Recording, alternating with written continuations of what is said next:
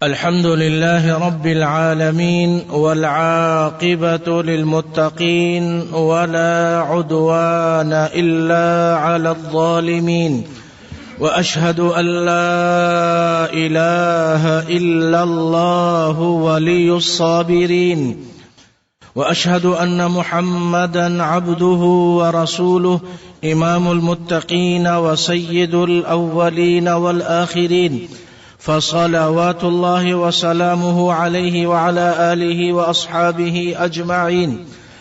عن أبي هريرة رضي الله عنه قال قال رسول الله صلى الله عليه وسلم قال الله عز وجل كل عمل ابن آدم له إلا الصوم فإنه لي وأنا أجزي به والصيام جنة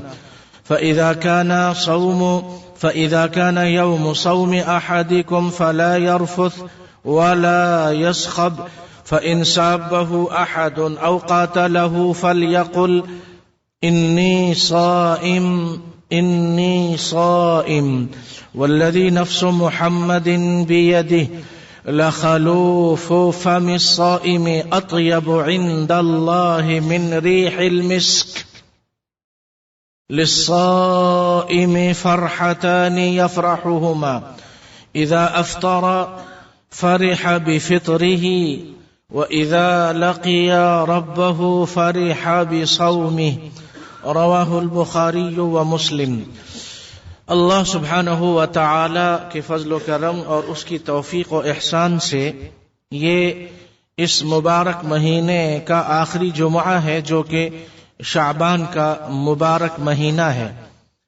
اس مہینے کے بارے میں ہم نے پڑھا اور سمجھا تھا کہ جس مہینے رمضان المبارک کے بعد جس مہینے میں رسول اللہ صلی اللہ علیہ وسلم سب سے زیادہ نفلی روزے رکھا کرتے تھے وہ یہ شعبان کا مہینہ تھا.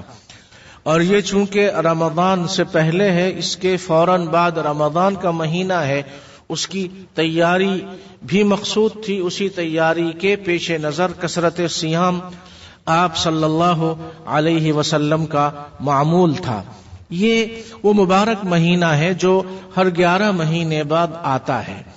یہ اصل میں اللہ کا اہل ایمان پر خصوصی فضل و کرم ہے کہ وہ اس امت مسلمہ کو سال کے مختلف اوقات میں ایسے مواقع فراہم فرما دیتا ہے جن میں تھوڑی سی محنت اور مشقت بھی اگر ایمان اور یقین کے ساتھ کر لی جائے تو اس کا اثر بہت دیر تک رہتا ہے. حدیث قدسی میں رسول اللہ صلی اللہ علیہ وسلم نے اللہ سبحانہ و تعالی کا یہ ارشاد مبارک نقل کیا ہے کہ اللہ یہ فرماتا ہے کہ ابن آدم جتنے اعمال انجام دیتا ہے وہ اس کے لیے ہوتے ہیں سوائے روزے کے کہ وہ میرے لیے ہے اور میں ہی اس کا بدلہ دوں گا. اور جو روزہ ہے یہ ڈھال ہے اور بچاؤ ہے ہر قسم کی نافرمانی اور برائی سے. اس لیے تم میں سے کسی اور کا جس دن روزہ ہو تو اس دن وہ نہ لڑائی جھگڑا کرے، نہ چیخ و پکار کرے اور نہ کوئی ایسی ویسی دوسری خلاف ورزی کرے. اگر دوسرا کوئی شخص اس کے ساتھ زیادتی کرنا چاہے، جھگڑا کرنا چاہے یا کچھ اور کہنا چاہے تو جواب میں یہ صرف اتنا کہہ دے کہ انی صائم، میں تو روزے سے ہوں. اپنے لیے بھی یاد دہانی ہو کہ میں روزے سے ہوں، اس لیے میں غلط اور نافرمانی اور برائی والا نہ کام کر سکتا ہوں، نہ زبان سے ایسی کوئی بات نکل سکتی ہے. اور جس سے کہا جائے، جن کو سنایا جائے، ان کے لیے بھی یاد دہانی ہے کہ تم بھی اپنے اپنے روزے کا خیال رکھو کہ روزے کی حالت میں تو مسلمان کو، روزہ دار کو ہر قسم کی نافرمانی اور برائی سے دور رہنا چاہیے. اور یہ فرمایا رسول صلی اللہ علیہ وسلم نے کہ اس ذات کی قسم جس کے قبضے میں جان ہے میری، آپ صلی اللہ علیہ وسلم نے تاکید کے لیے، پختگی کے لیے قسمیہ طور پہ ارشاد فرمایا کہ بھوک کی وجہ سے پیاس کی وجہ سے منہ کا خلا خالی رہ جاتا ہے اور اس سے جو بدبو نکلتی ہے یا کبھی نکلے تو یہ اللہ کے ہاں مسک اور عنبر خوشبو سے بھی زیادہ محبوب اور قیمتی ہے. یہ اکرام ہے روزہ رکھنے والے کا. اور یہ فرمایا کہ روزہ رکھنے والے کو تو یوں تو اللہ کا فضل و کرم اس کے شامل حال رہتا ہی ہے، لیکن خاص طور پہ دو خوشیاں اس کے لیے بڑی خوشی کا باعث بنتی ہیں.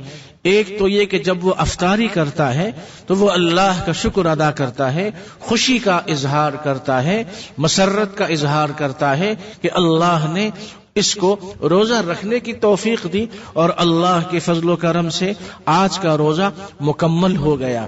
اور اللہ کا فضل و کرم یہ ہوا کہ اب جب میں افطاری کر رہا ہوں تو افطاری کے اس وقت کو اللہ نے ایسا مبارک بنا دیا کہ اس وقت مجھے خوشی بھی مل رہی ہے اور نیکی بھی مل رہی ہے، اور میرا اعزاز و اکرام یہ ہو رہا ہے کہ جو دعا میں اس وقت کروں وہ دعا قبول کی جاتی ہے. یعنی یہ قبولیت دعا کی گھڑی ہے، اس پر بھی وہ خوش ہوتا ہے. اور پھر وہ تصور میں یہ سوچتا ہے اور وہ یہ دیکھتا ہے کہ آج جیسے مجھے اپنے ایمان کی خوشی ہے، یقین کی خوشی ہے، ہدایت پہ خوشی ہے اور اجر و ثواب کی خوشی ہے اور روزہ رکھنے والی نیکی پہ خوشی ہے، اسی طریقے پر اگر میری زندگی چلتی رہی اور اسی روزے اور نماز اور ذکر اور تقوی کے سائے میں یہ زندگی گزرتی رہی، نیکیوں والی زندگی اور تقوی والی زندگی اور اطاعت والی زندگی، تو مجھے یقین ہے کہ اللہ کا جیسا فضل و کرم آج شامل حال رہا اسی طرح اللہ مجھ پہ وہ فضل و کرم فرمائیں گے. آج میرے دن کا اختتام ہوا، روزہ ختم ہوا، تو جب میری زندگی کا آخری دن ختم ہو رہا ہوگا، زندگی انجام پذیر ہو رہی ہوگی، روح جسم سے قبض کی جا رہی ہوگی، موت کا فرشتہ آ چکا ہوگا، تو اللہ کے سامنے حاضری کا جو تصور ہے، میں اپنے اللہ سے ملوں گا، اللہ سے ملاقات ہوگی، تو اس ملاقات پر اسے خوشی ہوتی ہے. اور خوشی اس لیے ہوتی ہے کہ یہ ایمان والی خوشی ہے. تو یہ اللہ کی طرف سے، جیسا کہ سورہ بقرہ میں اللہ نے روزوں کے جب مسائل کو بیان کیا تو وہاں یہ فرمایا کہ یا ایھا الذین آمنوا کتب علیکم الصیام کما کتب علی الذین من قبلکم لعلکم تتقون ایاما معدودات. اے ایمان والو، تم پر روزے فرض کیے گئے جیسے تم سے پہلوں پہ فرض کیے گئے تھے، اور یہ اس لیے فرض کیے گئے ہیں تم پر لعلکم تتقون، تاکہ تم متقی بن جاؤ. اور اگلی آیت میں پھر فرمایا کہ یہ گنتی کے چند دن ہیں، 29 یا 30 دن ہیں، اور یہ کچھ 6 مہینے یا سال کا روزہ نہیں ہے. یہ تو چند دنوں کی بات ہے، اور دنوں میں بھی دن بھر روزہ ہے، رات میں سہولت ہے اور آرام ہے اور راحت ہے. اور پھر یہ فرمایا کہ سفر کی حالت ہو یا بیماری کی حالت ہو تو اس حالت میں گنجائش ہے کہ تم روزہ نہ رکھو اور اس کے بعد تم کسی اور وقت اس کی قضا ادا کرو. اور پھر اگلی آیت میں یہ فرمایا کہ یہ مبارک مہینہ جو روزوں کا مہینہ ہے، رمضان کا مہینہ ہے، اس کی یہ فضیلت ہے کہ یہ روزوں والا مہینہ ہے. اس کی ایک اور فضیلت ہے، وہ یہ ہے کہ اس مبارک مہینے میں قرآن کو نازل کیا گیا. شہر رمضان الذی انزل فیہ القرآن، رمضان میں قرآن کو نازل کیا گیا. اور پھر آگے مزید چلتے ہوئے یہ فرمایا وَإِذَا سَأَلَكَ عِبَادِي عَنِّي فَإِنِّي قَرِيبٌ، جب بندے آپ سے میرے بارے میں پوچھتے ہیں تو فرما دیجئے کہ میں تو بہت زیادہ قریب ہوں. یعنی گویا کہ رمضان المبارک والی آیات میں ایک تو قرآن کا ذکر ہوا اور ایک دعا کا ذکر ہوا. تو یہ بتایا گیا کہ رمضان المبارک کے اس مبارک مہینے میں سب سے زیادہ جو نیکیاں کی جائیں، سب سے زیادہ جو عبادتیں انجام دی جائیں، وہ ایک تو قرآن پاک کی تلاوت ہو.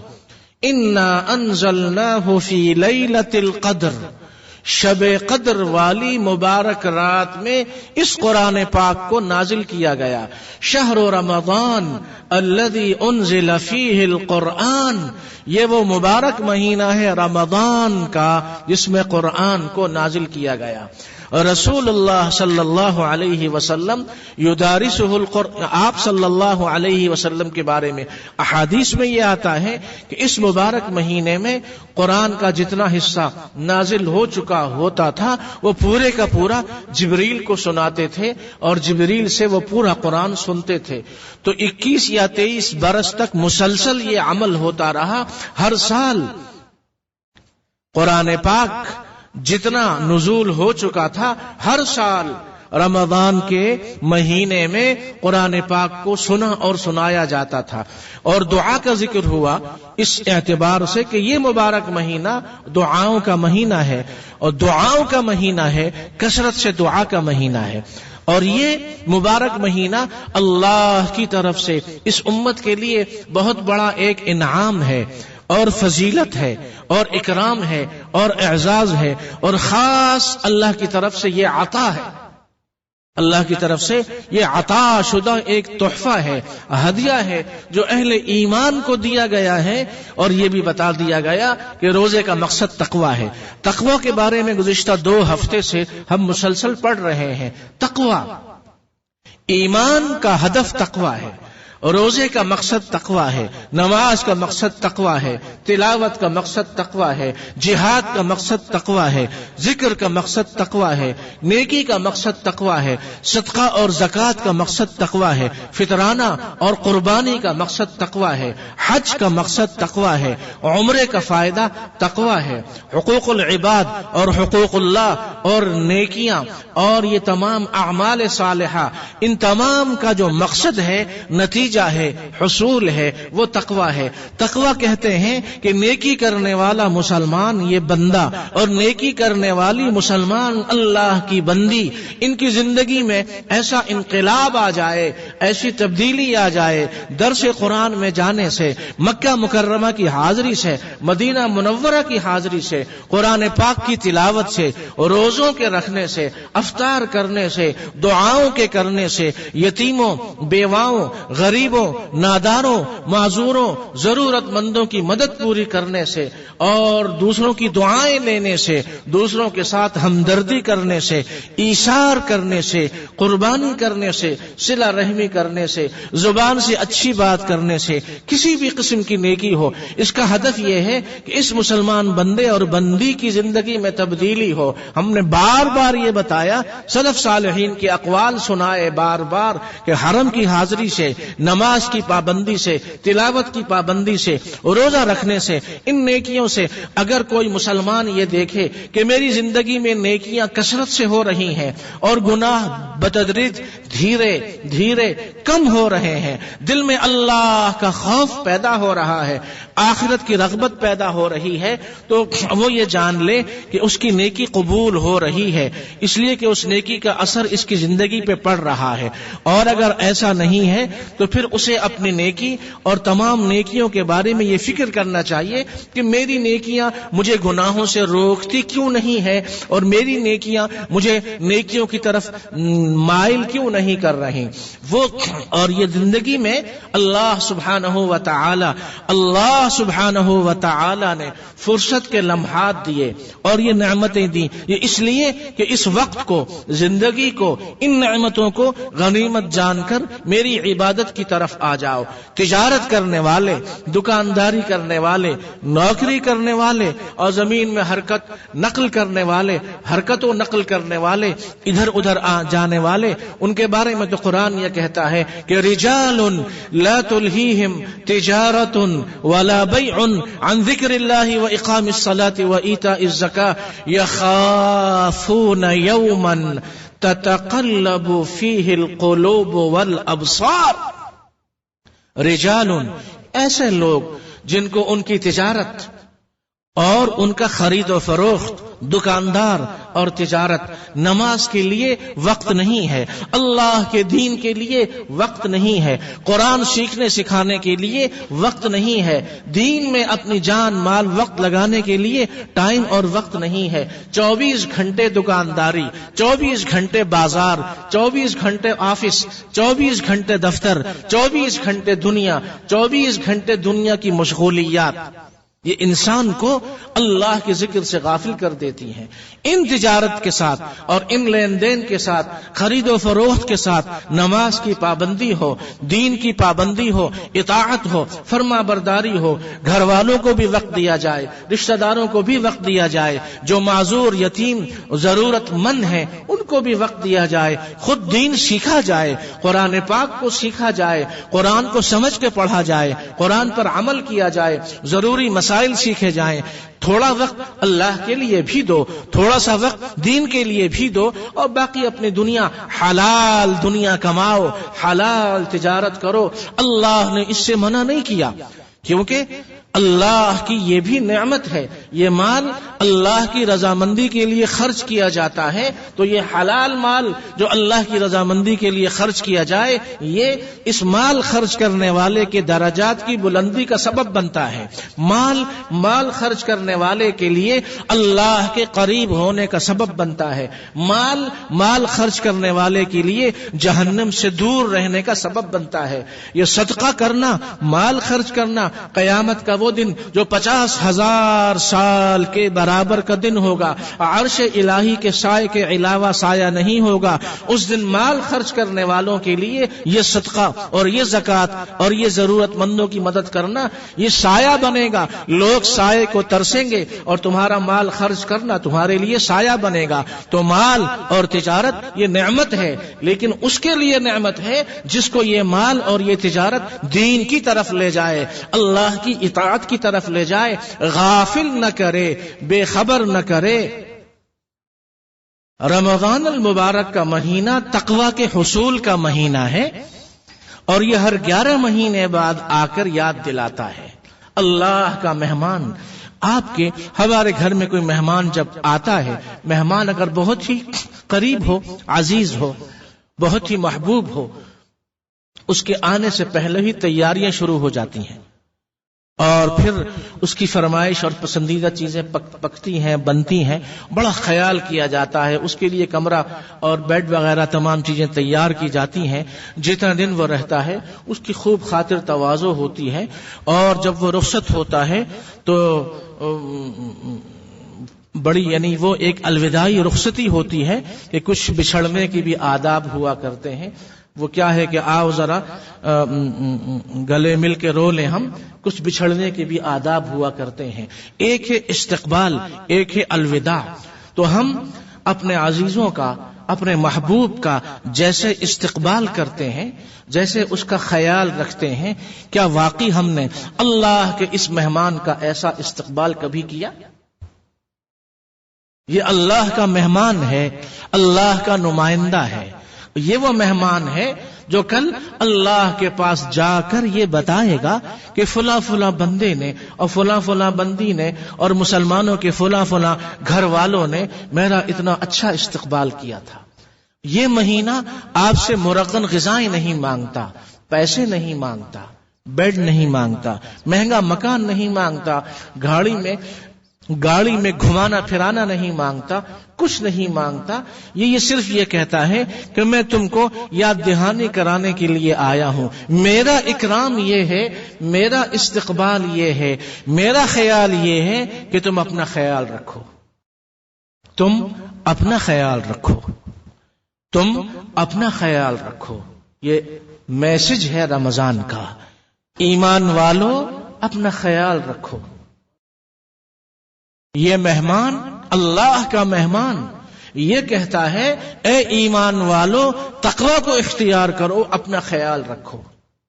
ہم اس مہمان کا کیسے استقبال کرتے ہیں؟ استقبال چیزوں سے ہوتا ہے۔ مارکیٹ میں لائنیں لگ گئیں، ڈھیر لگ گئے کھانے پینے کی چیزوں کے۔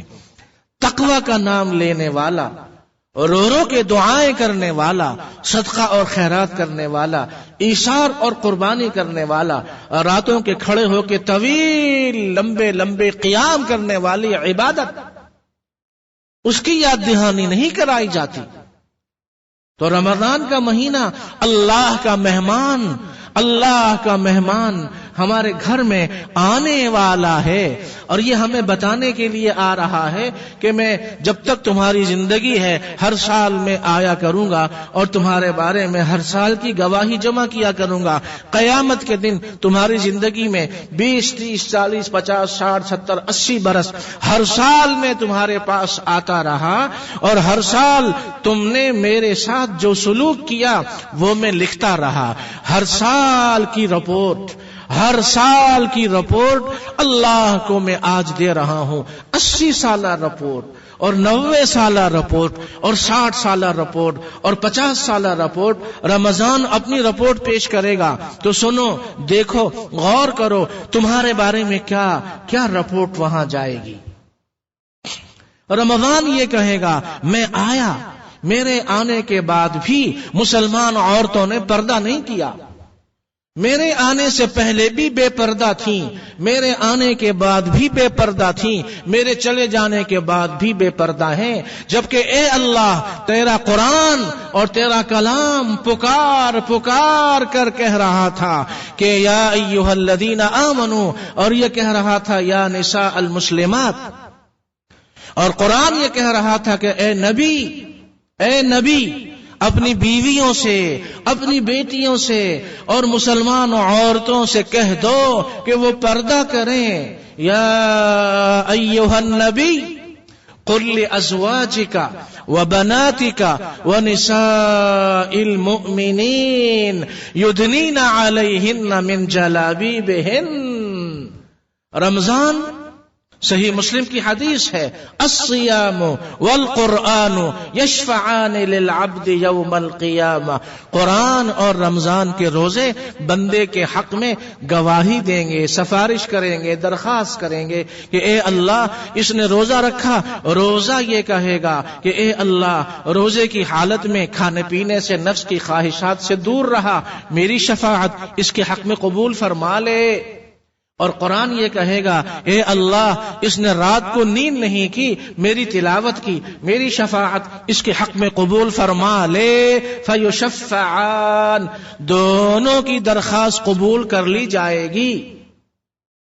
تو قرآن بعض مسلمان مردوں کے بارے میں، مسلمان عورتوں کے بارے میں گواہی دے گا، اور قرآن بعض مسلمان مردوں کے بارے میں بعض مسلمان عورتوں کے خلاف گواہی دے گا. اسی طرح رمضان کا روزہ بہت سارے مسلمان مردوں اور بہت ساری مسلمان عورتوں کے حق میں گواہی دے گا، اور روزہ اور رمضان کا مہینہ بہت سارے مسلمان مردوں اور بہت ساری مسلمان عورتوں کے خلاف گواہی دے گا.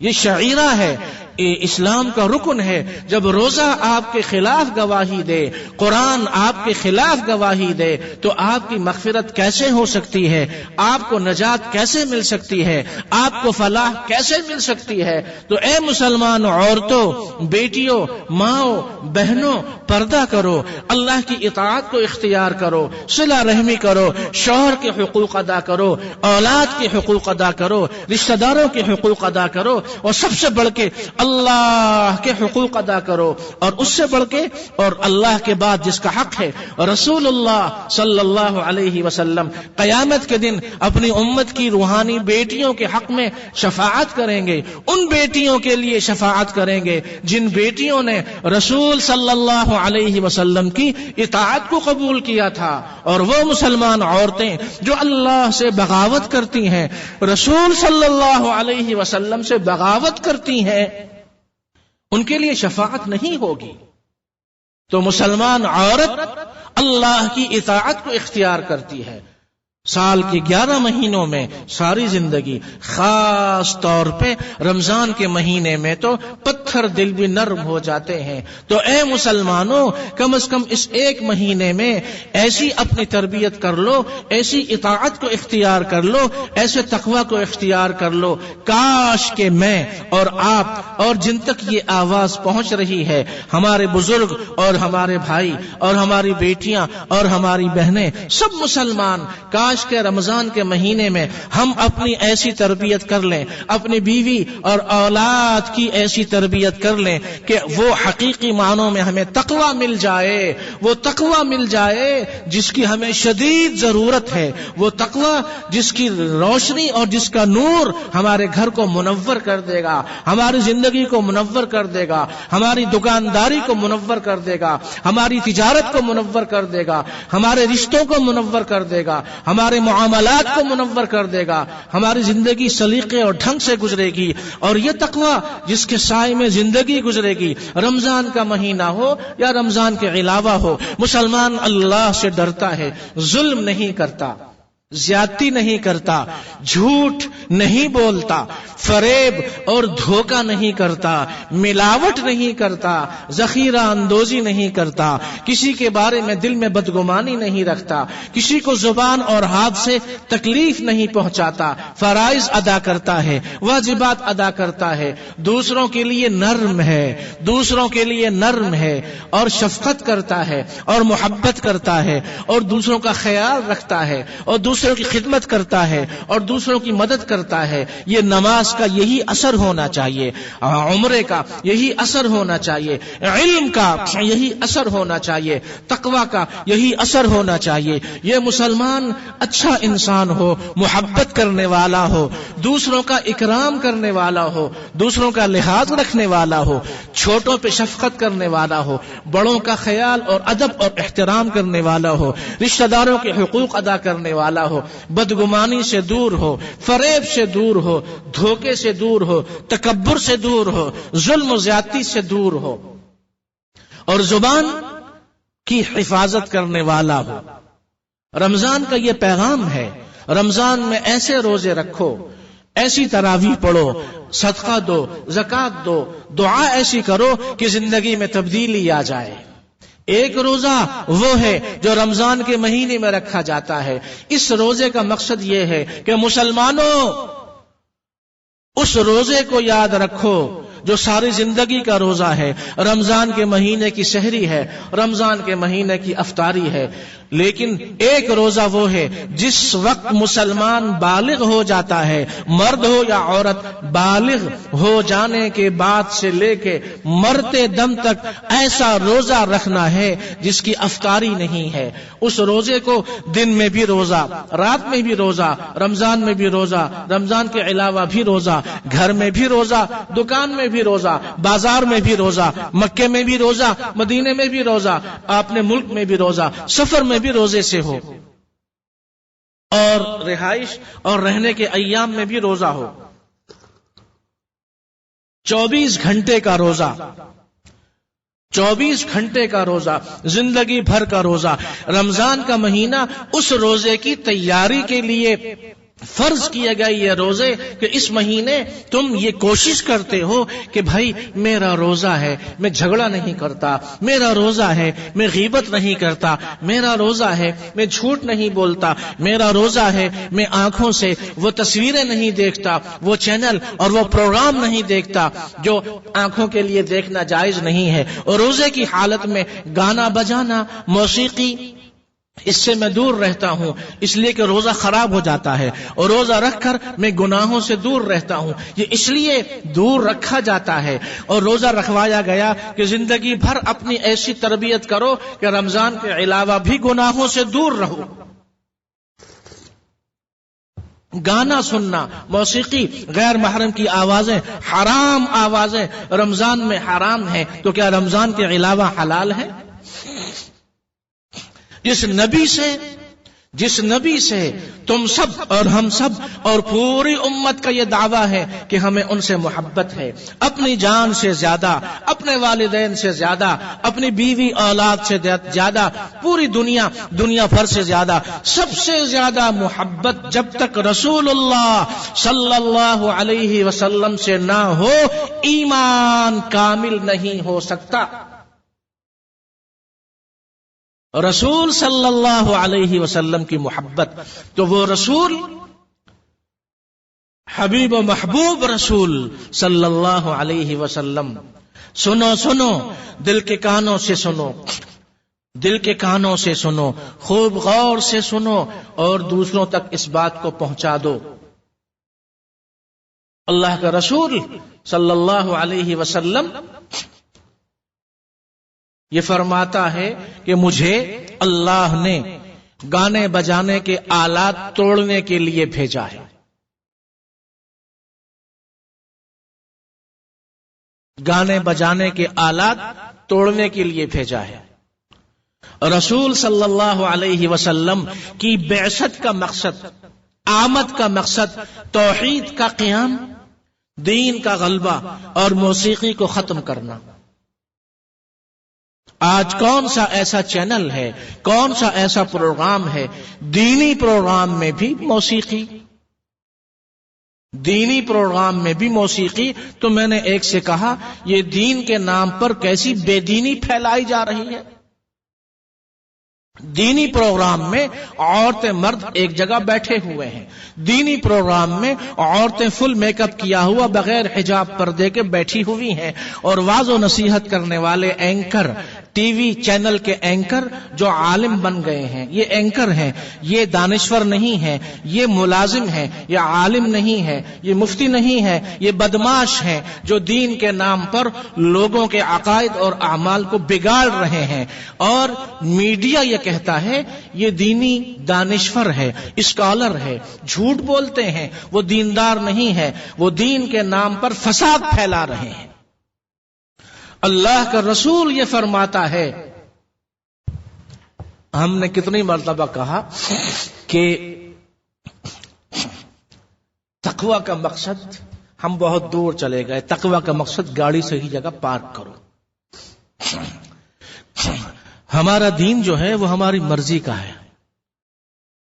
اللہ کے نبی نے فرمایا پبلک مقامات پر جو آدمی گند پھیلائے یا رکاوٹ کھڑی کرے اس پر اللہ کی، رسول کی، فرشتوں کی، ساری مخلوق کی لعنت برستی ہے۔ راستہ اور سائے کی جگہ اور گزرنے کی جگہ اور پارک اور سڑکیں جو ان پہ قبضہ کرتا ہے یا رکاوٹ کھڑی کرتا ہے یا ان کو بند کرتا ہے، اس پر اللہ کی لعنت بھی برستی ہے، رسول کی لعنت بھی برستی ہے، فرشتوں کی لعنت بھی برستی ہے، ساری مخلوق کی لعنت بھی برستی ہے۔ تو جو جلوس نکالتے ہیں، وہ دینی مذہبی جلوس ہوں یا سیاسی جلوس ہوں، راستہ بند کرتے ہیں، یہ سارے ملعون ہیں، ان پہ اللہ کی لعنت برستی ہے۔ اسلام میں کسی قسم کے جلوس کی، جلسے کی اجازت نہیں ہے جس سے دوسروں کو تکلیف ہو۔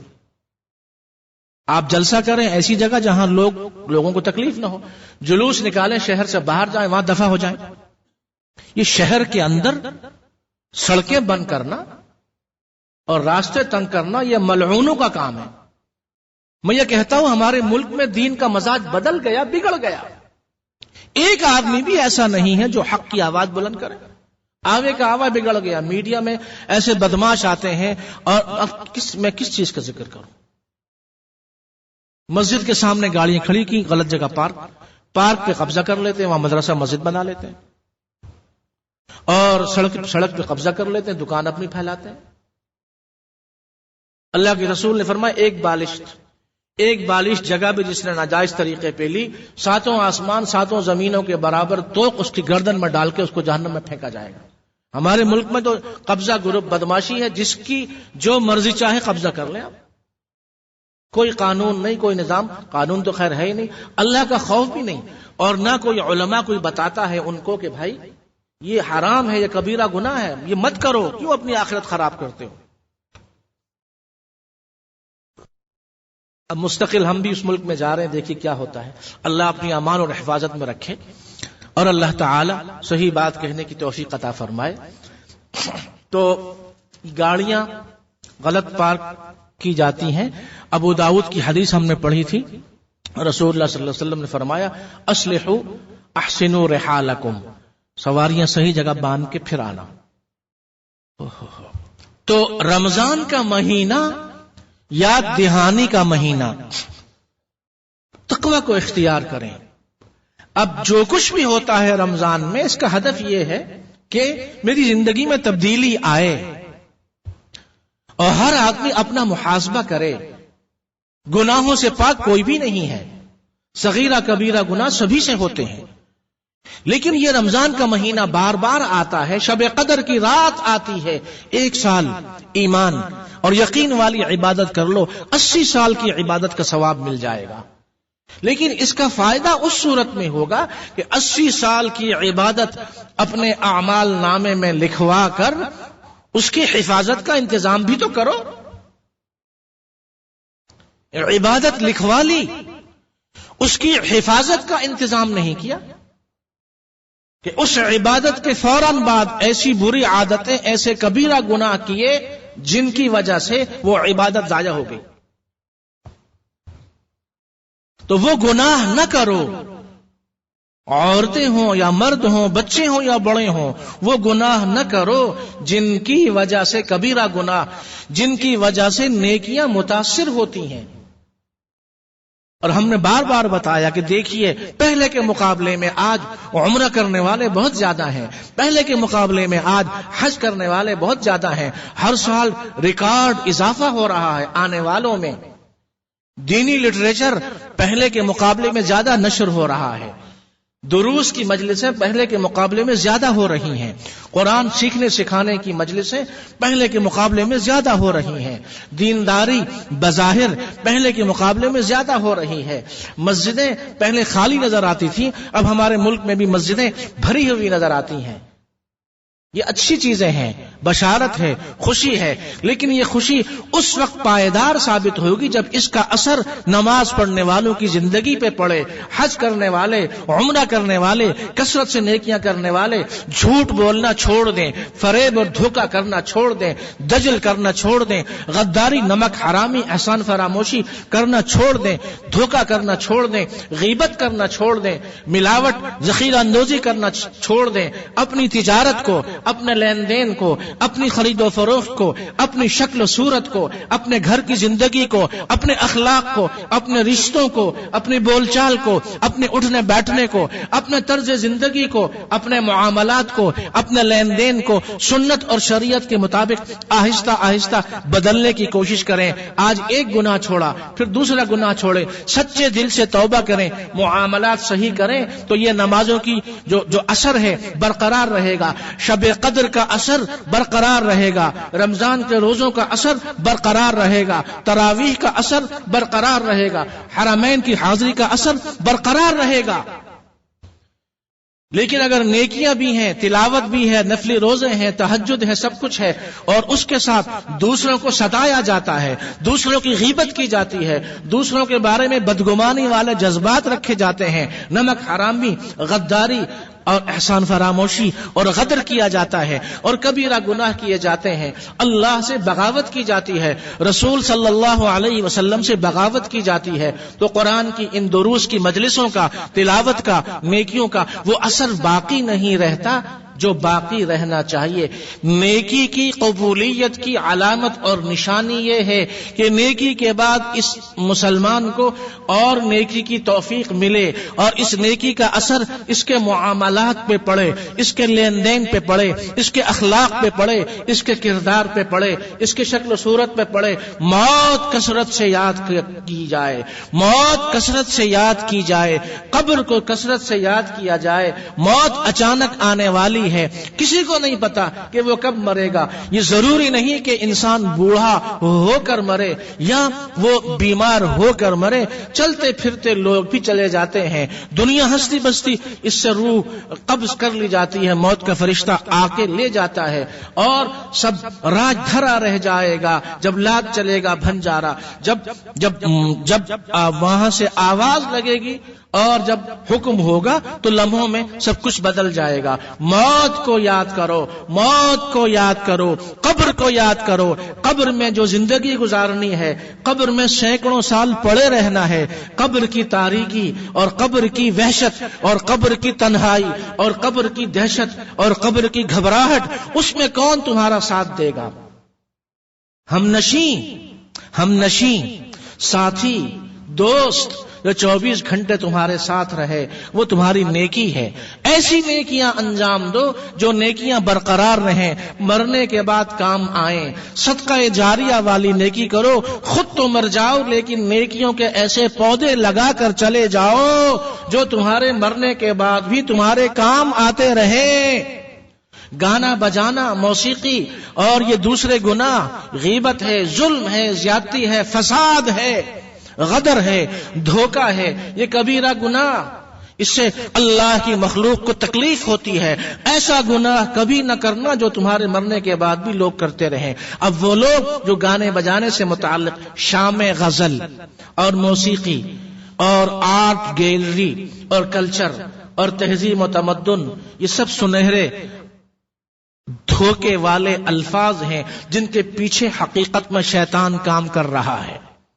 مر گئے وہ مردود جو امت میں یہ فساد پھیلاتے تھے، لیکن ان کی فلمیں، ان کے گانے، ان کی تصویریں، وہ تمام چیزیں آج بھی لوگ دیکھتے اور سنتے ہیں۔ ان کو بھی گناہ ہوتا ہے اور جو مر گئے ان کو مسلسل گناہ ہوتا رہے گا۔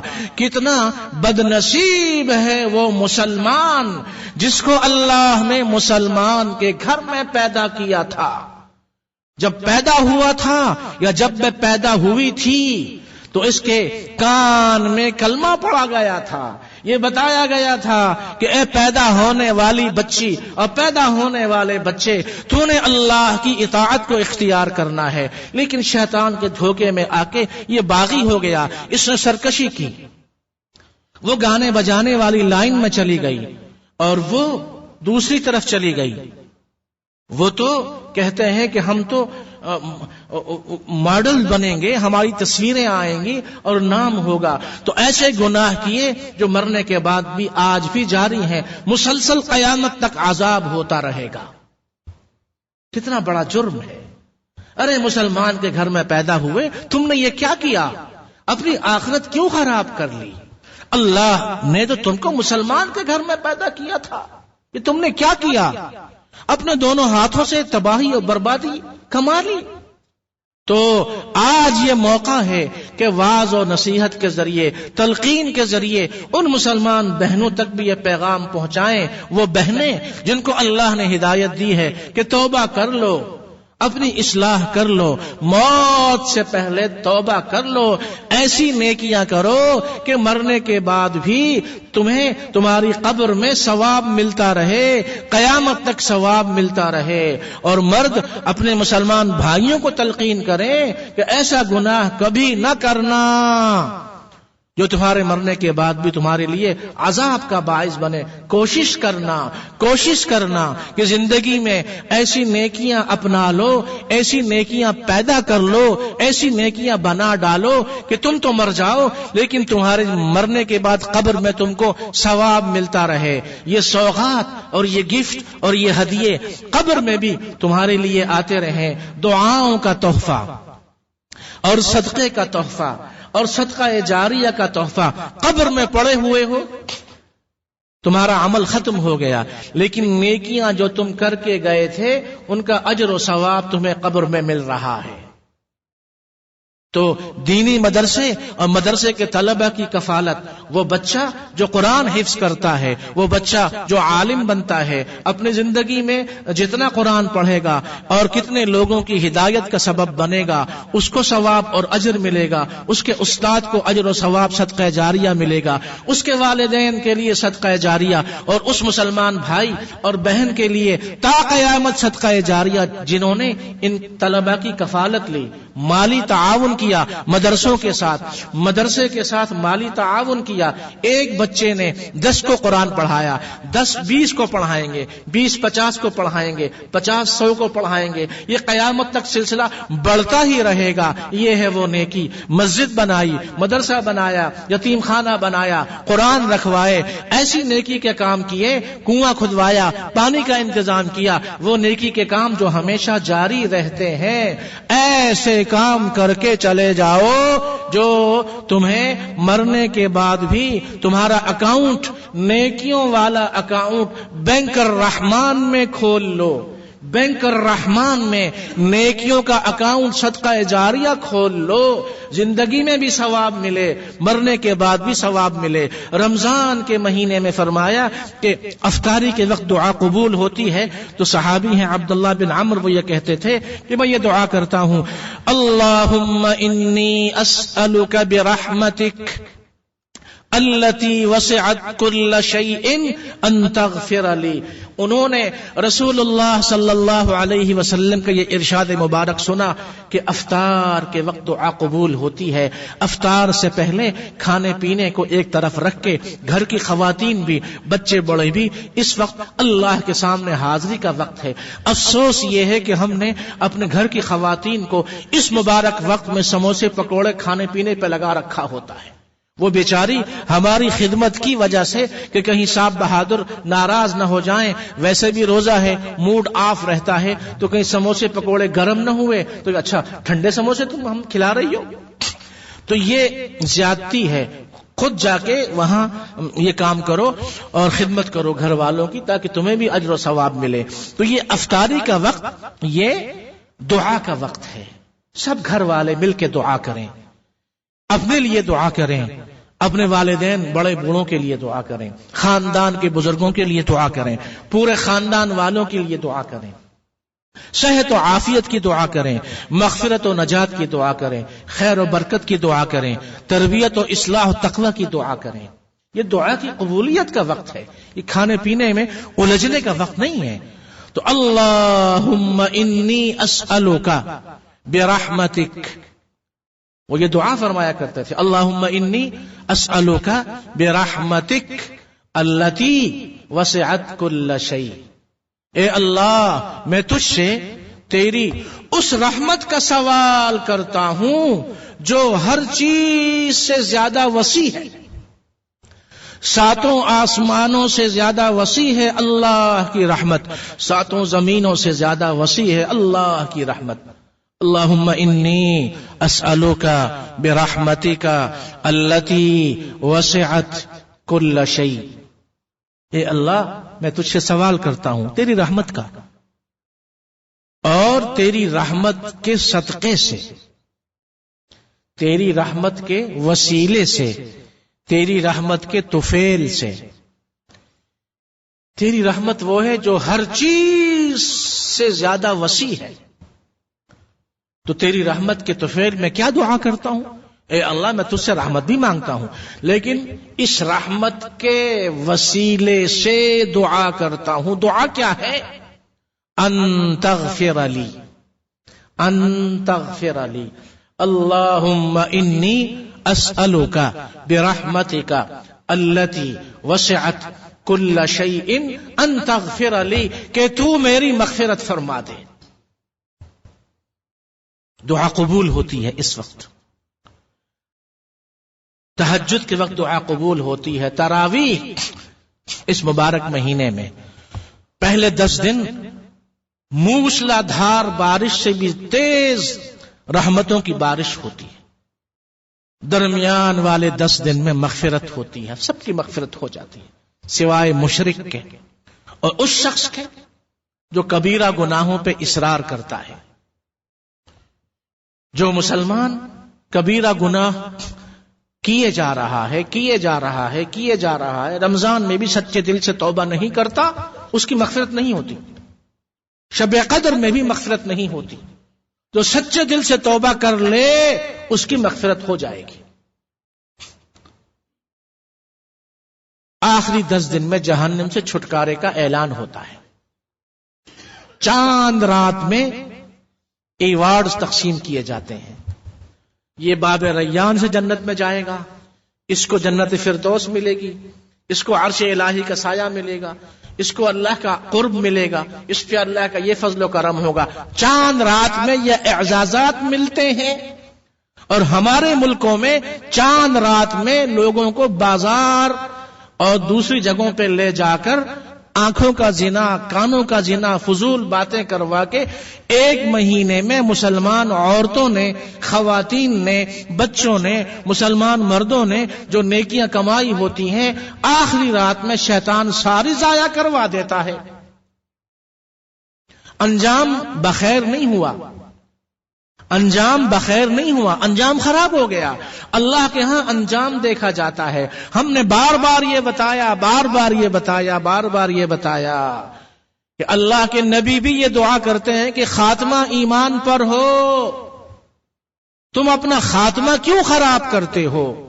مہینے کا آخر ہے، آخری دن، آخری رات، تو پورے مہینے سے زیادہ عبادت کرو کہ اللہ کے ہاں انجام دیکھا جاتا ہے. اینڈ کیا ہوا، انجام کیا ہوا، اختتام کیا ہوا، کس چیز پہ مہینہ ختم ہوا. انجام بخیر اس وقت ہوگا جب آخر تک ہم اللہ کی اطاعت کو اختیار کریں گے. رمضان کا جو پیغام ہے وہ تقوی کا پیغام ہے، ایثار، قربانی، ہمدردی، اللہ اور اس کے رسول صلی اللہ علیہ وسلم کی مکمل اطاعت، دوسروں سے درگزر کرنا. کسی نے زیادتی کی ہے، کچھ کہا ہے، اس کو معاف کر دو. درگزر کا مہینہ، ارے اللہ ہم تم سے درگزر کرتا ہے تو ہمیں تمہیں بھی چاہیے کہ ہم بندوں سے درگزر کریں. شوہر اور بیوی، اولاد اور والدین، رشتے، ایک دوسرے کو معاف کرو، ایک دوسرے سے درگزر کرو، ایک دوسرے سے محبت کرو، ایک دوسرے کا اکرام کرو، ایک دوسرے کا لحاظ رکھو، ایک دوسرے کا خیال رکھو، اور ایک دوسرے کے ساتھ نیکی میں تعاون کرو. نماز کی تلقین، تلاوت کی تلقین، اللہ کے ذکر کی تلقین، نیکیوں کی تلقین، ایک دوسرے کو نیکیوں کی تلقین، دعاؤں والا موسم، دعاؤں والی فضا. گھر میں دعاؤں والی فضا بنتی ہے، خیر و برکت کا نزول ہوتا ہے. گھر میں چینل ہو، تصویریں ہو، گانا بجانا ہو، بے پردگی ہو، بے حیائی ہو، غیبت ہو، جھوٹ ہو، فضول باتیں ہوں، گالی گلوچ ہو، جھگڑا ہو اور ایسی چیزیں ہوں، وہاں برکت کا نزول نہیں ہوتا. ایک دوسرے سے درگزر کرو، ایک دوسرے کو معاف کرو، لوگوں کے لیے قربانی دو، ایثار اور ہمدردی پیدا کرو، دوسروں کی دعائیں لو، گھر والوں کو دعائیں دو. گھر میں دعاؤں والی فضا بناؤ، تلاوت والی فضا بناؤ، تو گھر میں برکت کا نزول ہوگا، گھر میں برکت آئے گی. اپنی بیٹھکوں میں، اور ہمارے ہاں حجرے ہیں، حجروں میں، اور جہاں نوجوان جمع ہوتے ہیں، اور جہاں رات کو مرد مل کے بیٹھتے ہیں، یا خواتین محلے کی آپس میں اڑوس پڑوس کی مل بیٹھتی ہیں، کاش کہ ہماری مجلسوں میں اللہ کا ذکر ہو، رسول صلی اللہ علیہ وسلم پر درود و سلام ہو. ان مجلسوں میں غیبت کو بند کر دو، جھوٹ بولنا بند کر دو، ایک دوسرے کو نماز کی تلقین کرو، صلہ رحمی کی تلقین کرو، ایک دوسرے کو معاف کر دو. بدلہ لینا بہادری نہیں ہے، معاف کرنا بہادری ہے. لیس الشدید کسرعہ، فرمایا بہادر وہ نہیں ہے جو کسی کو پچھاڑ دے، کسی سے مقابلہ کرے. بہادر وہ ہے جو دوسروں کو معاف کرے. وَلَمَنْ صَبَرَ وَغَفَرَ إِنَّ ذَلِكَ مِنْ عَزْمِ الْأُمُورِ، بڑی ہمت والا، بڑی ہمت والا، اللہ کا محبوب بن جانے والا وہ ہے جو بدلہ لینے کی طاقت رکھے، انتقام لینے کی طاقت رکھے، پھر بھی معاف کر دے۔ ارے سنو سنو، خاص طور پہ ہماری پٹھان برادری، میں خود ہماری پٹھانوں سے میں یہ کہتا ہوں کہ پٹھان وہ غیرت کے نام پہ بہت کچھ کرتے ہیں۔ اللہ کے لیے غیرت کرو، دین کے لیے غیرت کرو، رسول صلی اللہ علیہ وسلم کے لیے غیرت کرو۔ سنو سنو، تمہارے آقا اور محبوب کیا کہہ رہے ہیں، غور سے سنو۔ رسول اللہ صلی اللہ علیہ وسلم نے فرمایا جو بدلہ لینے، انتقام لینے کی طاقت رکھتے ہوئے بھی معاف کر دے تو جنت کے سب سے اعلی درجے کی میں ضمانت دیتا ہوں۔ جنت میں سب سے اونچا مقام اس کو ملے گا جو بدلہ نہیں لے گا۔ لوگ لان تان کرتے ہیں، انسانی شیطان شرارتیں کرتے ہیں کہ تم نے بدلہ نہیں لیا، تم نے بدلہ نہیں لیا، تم نے باپ کا بدلہ نہیں لیا، تم نے فلاں کا بدلہ نہیں لیا۔ یہ انسانی شیطان ہے، جہنمی ہے۔ اللہ کا پیغام یہ ہے معاف کرو، معاف کرو، درگزر سے کام لو۔ رمضان کا مہینہ درگزر کا مہینہ، رمضان کا مہینہ قربانی کا مہینہ، رمضان کا مہینہ ناراض مسلمان بھائیوں کو راضی کرنے کا مہینہ۔ جو ناراض ہیں ان کو راضی کرو، جو مسلمان ناراض مسلمانوں کو راضی کراتا ہے۔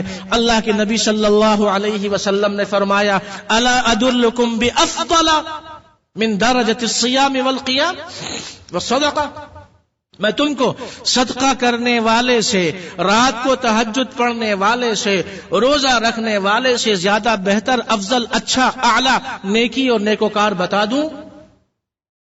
ارشاد فرمایا اصلاح ذات البین، ترمذی میں یہ حدیث ہے۔ جو راضی نامہ کراتا ہے، شیطان لوگوں کو ناراض کرتا ہے، ادھر کی بات ادھر پہنچاتا ہے، چغل خوری کرتا ہے، قبر کا عذاب ہوگا۔ ویل لکل ہمزۃ لمزہ، جو ایک کی بات دوسرے تک پہنچاتا ہے یہ جہنمی ہے، یہ شیطان ہے، اس کے لیے تباہی ہے۔ ویل لکل ہمزۃ لمزہ، تباہ و برباد ہو گیا وہ۔ اللہ کا حکم کیا ہے؟ درگزر سے کام لو۔ جو مسلمانوں کو راضی کراتا ہے وہ روزہ رکھنے والے سے زیادہ بہتر اور افضل ہے، نماز پڑھنے والے سے افضل ہے، تہجد پڑھنے والے سے افضل ہے، اور 3 دن سے زیادہ مسلمان کا دوسرے مسلمان سے ناراض رہنا جائز نہیں ہے۔ صحیح مسلم کی حدیث میں فرمایا جو 2 مسلمان آپس میں 3 دن سے زیادہ ناراض رہتے ہیں، بول چال بند رہتا ہے، اللہ کے سامنے تمام انسانوں کے، سارے بندوں کے اعمال اور نیکیاں ہر پیر کو، ہر جمعرات کو پیش کی جاتی ہیں۔ جو 2 مسلمان 3 دن سے زیادہ ناراض رہتے ہیں، جب ان کی نمازیں، ان کے روزے، ان کی تلاوت، ان کا صدقہ، ان کی زکوٰۃ، ان کی نیکیاں اللہ کے سامنے پیش کی جاتی ہیں، اللہ یہ فرماتا ہے کہ ہٹاؤ ہٹاؤ ہٹاؤ ہٹاؤ، جب تک یہ دونوں آپس میں راضی نہ ہو جائیں میرے سامنے ان کی نیکیاں نہ لاؤ۔ آپ اپنی نیکیاں قبول کروانے کی خاطر پہل کریں، آپ سلام کریں، آپ راضی ہو جائیں۔ اگر دوسرا راضی نہیں ہوتا، سلام کا جواب نہیں رہتا اور ناراض ہی رہتا ہے، اس کا گناہ اس پر ہوگا۔ آپ اپنی نیکیاں قبول کروانے کے لیے پہل کریں تاکہ آپ کی نیکیاں تو قبول ہوں۔ تو رمضان کا یہ موسم جو آ رہا ہے، آپ کے کتنے جاننے والے، ہماری بہنیں، بیٹیاں، مائیں، ہمارے بھائی بزرگ جو پچھلے سال زندہ تھے، آج اس سال رمضان میں وہ زندہ نہیں ہیں۔ اللہ تمام مرنے والے تمام مسلمانوں کی، خصوصاً ہمارے درس میں جو آتے تھے اور جو ہماری خواتین آتی تھیں، ہمارے والدین مرحوم اور ہمارے رشتہ دار مرحوم، اور آپ تمام لوگوں کے والدین اور رشتہ دار مرحوم، جتنے مسلمان بھی آج تک رخصت ہوئے ہیں، اللہ سبھی کی مغفرت فرما دے۔ اے اللہ سب کی قبروں کو جنت کے باغات بنا دے، آمین۔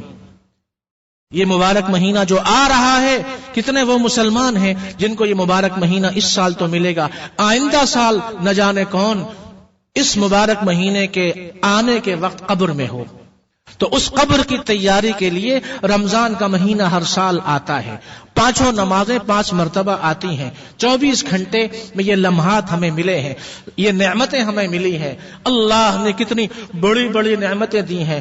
آنکھوں والی نعمت, کان والی نعمت, زبان والی نعمت, ایمان والی نعمت, ہدایت والی نعمت, اور کتنی نعمتیں کتنی نعمتیں کتنی نعمتیں. یہ ہم سے تقاضا کرتی ہیں کہ ہم رمضان کے مبارک مہینے میں بھی اللہ کی اطاعت کو اختیار کریں, رمضان کے علاوہ بھی اللہ کی اطاعت کو اختیار کریں. رمضان کی پابندیاں اس لیے ہیں کہ ہم 11 مہینے بھی ان پابندیوں کے اندر رہیں. رمضان کے مہینے میں اگر گناہ ہے تو رمضان کے علاوہ بھی گناہ ہے. ہاں یہ الگ بات ہے کہ رمضان کے مہینے میں ایک نیکی, نفل نیکی فرض کے برابر بن جاتی ہے اور فرض نیکی 70 فرضوں کے برابر بن جاتا ہے, اور رمضان میں ایک گناہ بہت بڑا گناہ تصور کیا جاتا ہے. جیسے نیکی بڑھا چڑھا کے لکھی جاتی ہے, اسی طرح گناہ کرنا بھی بہت بڑا جرم ہے. وہ ایک گناہ نہیں سمجھا جاتا, ایک گناہ تصور نہیں ہے, وہ بدترین جرم ہے. اس لیے اس مبارک مہینے میں اپنے اعضائے بدن کی حفاظت کرو, تقوی حاصل کرو, اور ایسا تقوی حاصل کریں ہم سب, ایسی تربیت ہو, ہم سب کی ایسی تربیت ہو کہ رمضان